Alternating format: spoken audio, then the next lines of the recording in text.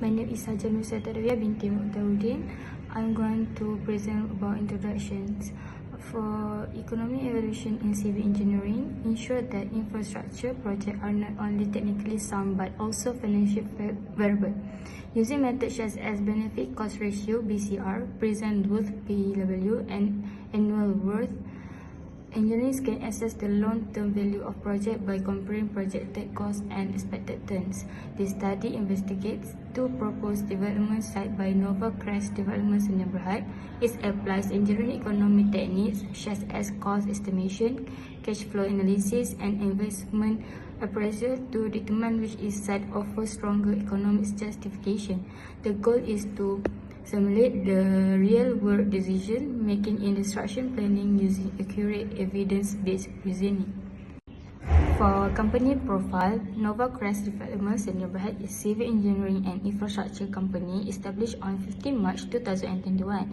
Headquarters in Ipoh Perak, is specialized in housing, roadworks, concrete structure, and drainage system, offering service to both public and private sectors. This company also provides project consultancy, affordable housing, and green retrofitting. Built on 5 pillars: safety, quality, accountability, innovation, and sustainability, Nova Crest adapts to complex site conditions while maintaining cost, time, and quality. With a skilled team and head-on leadership, this company has formed strong partnerships and successfully delivered medium-scale infrastructure projects across Malaysia. For the company logo, Nova Crest official logo reflects the company commitment to sustainability, innovation, and professionalism. It symbolizes strength in engineering and is a key part of the company identity. The logo is used on all project documents, signboard, and promotional materials to create strong brand recognition. For the company activities, Nova Crest carries out various civil engineering work such as land clearing, earthwork, reinforced concrete construction, and roads and drainage system. It also develops housing and commercial building and provides consultations on project planning and green construction. The company uses modern tools and techniques to ensure quality, efficiency, and environmental care in every project. For vision and missions, for mission, Nova Crest aims to become a trusted leader in Malaysia's construction industry by delivering high quality, sustainable, and innovative infrastructure. This company wants to help improve communities while protect the environment. Mission Nova Crest is committed to provide cost-effective and reliable engineering solutions. It values safety, professionalism, and green technologies. This company builds strong relationships with clients and encourages the team to grow through learning and collaboration. For the organization chart, Nova Crest structure supports smooth operation and strong communications among team members. This company is led by a managing director and supported by key roles like project manager, financial manager, site engineer, technical consultant, and procurement and admin officer. Each person is responsible for a specific task, helping project run safely, on time, and within budget. One person also handles both procurement and administration tasks to improve efficiency. Balance sheet. The net profit trend is from 2019 to 2023. In the year of 2019, we have RM 440,709, and in 2020, we have RM 328,186, which is decreased. And in 2021, we have RM 647,261, which is recovery. And in 2022, we have RM 885,204, which is growth. And the last one is 2023. We have RM 211,596 ringgit, which is decline. So the fluctuations in net profit reflect both challenges and achievements. For cash flow statement in figure 2.2, the net cash flow from operations in 2023 is RM 1,078,000 ringgit, declined from 1,217,373 in 2022, suggests a decrease in cash generated from core activities. Second, net cash flow from investing activities. In 2023, we have RM 159,037 ringgit, which is significant decrease. And the last one is net cash flow from financing activities. In 2023, we have RM 1,001,380 ringgit, which is slight decrease. The third slide is income statement from figure 2.3. So for the operating revenue in 2023, we have RM 4,572,485 ringgit. Cost of sales in 2023 is RM 3,392,540 ringgit. For the gross profit in 2023 is RM 1,179,945. For the total comprehensive income in 2023 are RM 215,049 ringgit, a significant drop from RM 964,088 ringgit in 2022. So this drop reflects weakened financial performance during the year. So for the last slide, net profit and total comprehensive income in figure 2.4. Net profit increased, but a significant drop in total comprehensive income. Second, earnings per share.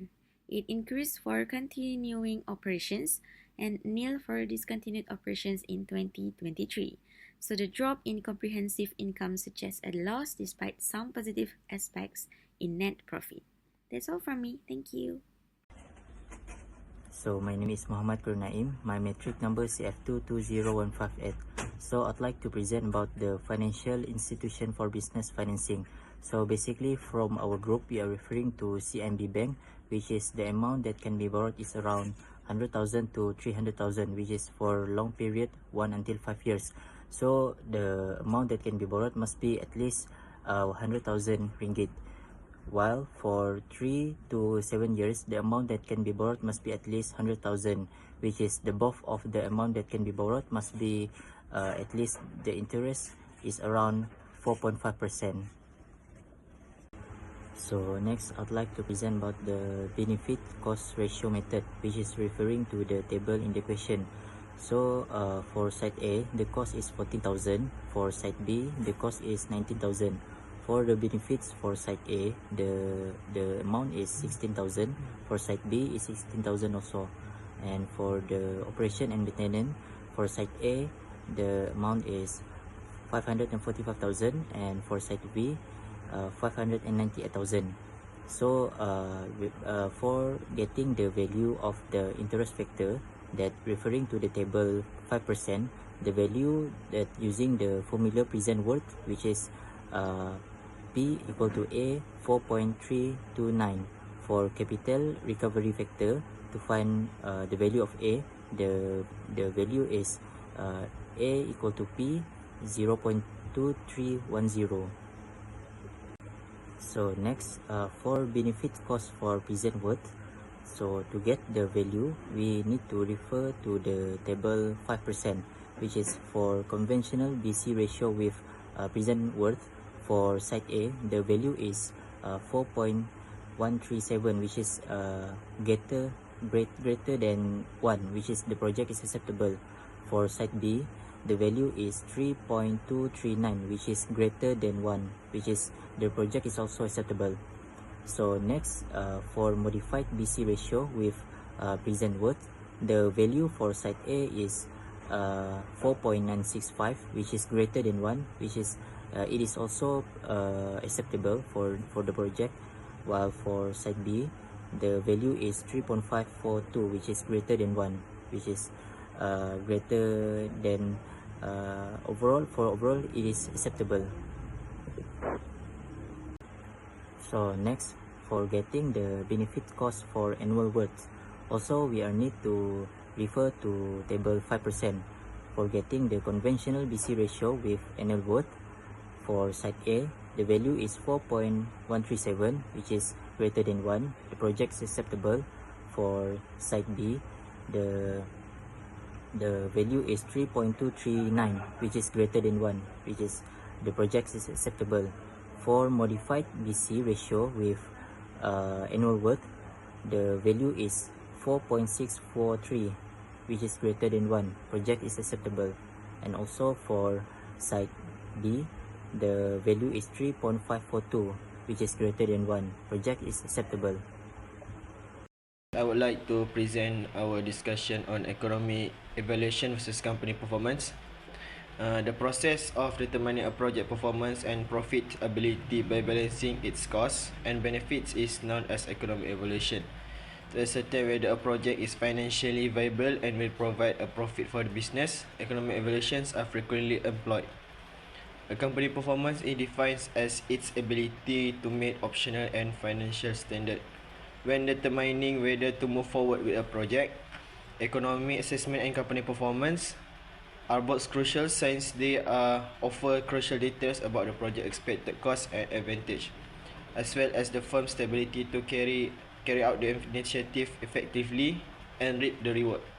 However, the project cannot be finished because of the construction problem. The problem that arises during the chosen project's implementation is the lack of the required technology, which could compromise the project viability and financial viability. And next is principle of engineering economy utilization for a rising issue. When contrasting business and economic performance, it was found that the idea was not feasible. The issue with putting the selected project into action is that the technology needed for it is not available, which could affect the project feasibility and financial efficiency. Below have shown the typical problem-solving analysis evaluation in our company. First is develop the alternative, focus on the difference and hold the same viewpoint, and use common unit of measure. And fourth is consider all the relevant criteria. And lastly, we make a certificate explicit after revisit our decision. Hello, my name is Elisa Nachai and I will be presenting about the chapter 4, which is the project justification and engineering economy principles. Okay, there were 4 criteria that were shown above, and for the side A, the first one is the initial cost. For the side A, cost 14.63 million, while for the side B, cost 19.11 million. And the next one is the O&M cost. Side A cost 545,000, while side B cost 598,000. And the next one is present work PCR. 4.127 is for the conventional, while for the modified is 4.965. And for the side B, 3.239 is for the conventional, and for the modified one is 3.542. And the last one is the annual work BCR. 4.137 is for the conventional and 4.643 is for the modified. And the last one is 3.239 is for the conventional and 3.542 is for modified for side A. So in conclusion, based on the economic factors alone, side A is recommended as it is offer better value and efficiency in terms of cost benefit performance. Okay, next is the company performance analysis. Okay, for the Nova Crest development Sdn Bhd 22-23 financials, the total asset is 211,596, and for the operating cash flow is 2 million at 700 and at 19,000. And for the conclusion is the company has stable cash flow, internal funding is sufficient, and the recommendation that I recommend is to apply external financing as such as CIMB SME loan at 5% interest. The problem identification is the unavailability of the required technology, and the potential impacts that includes delay in implementation, reduced cost efficiency, and the lower work quality. Next is the application of engineering economy principle. For the first principle is develop alternative. The application is to list, outsource, or manual methods. And the second one is focus on differences, which is we can apply to compare cost and performance. And the third is common unit of measure, is to evaluate in RM and timeline. The fourth one is relevant criteria, which is include cost, risk, and output. And the fifth is risk adjusted choices. Plan for the less quality impact. And for the sixth is revisit decision to reassess if new option arise. And the last one is consistent viewpoint, is to align with company goals and limits. Last one is the example solutions to the issue. First is to use substitute or lease equipment. Second is to outsource the critical construction phases. And the third is to delay specific tasks and reprioritize others. The goal is to enable flexible feasible project delivery despite technology constraints. And for the final decision, we chose to proceed with Site A because it got higher BCR, lower cost, feasible external financing, and effective problem-solving strategy. So the conclusion is, the project is feasible and should proceed at Site A, and with risk mitigation and adaptive planning, essential for addressing technological challenges. My name is Vignesh, and I'm going to explain about the conclusion of our project. So in conclusion, this project has demonstrated the critical role of engineering economy in guiding infrastructure development by evaluating two potential sites for the community college using the BCR method, both in PW present word and annual word AW forms. So it was evident that Site A is the more economically viable option, and Site A presents a lower initial investment, followed by reduced operating and maintenance costs, and has a higher BCR compared to Site B, making it the recommended choice. And the financial analysis of NovaCrest Development Sdn Bhd indicates that while the company has stable operating cash flow, it requires external funding to implement the project. So a financial plan via CIMB loan was identified as practical with a manageable interest rate of 5%. So additionally, the project encountered a significant technological constraint. However, through the application of the seven principles of engineering economy, viable alternatives were proposed, including leasing equipment or outsourcing specialized tasks, and this approach highlights the adaptability of engineering economy in a real-world problem-solving. So ultimately, the project supports the development of Site A, backed by economical justification, financial planning, and contingency strategies. So with proactive risk management, the project is feasible and aligned with NovaCrest Development Sdn Bhd's vision for sustainable and cost-effective infrastructure development. So thank you.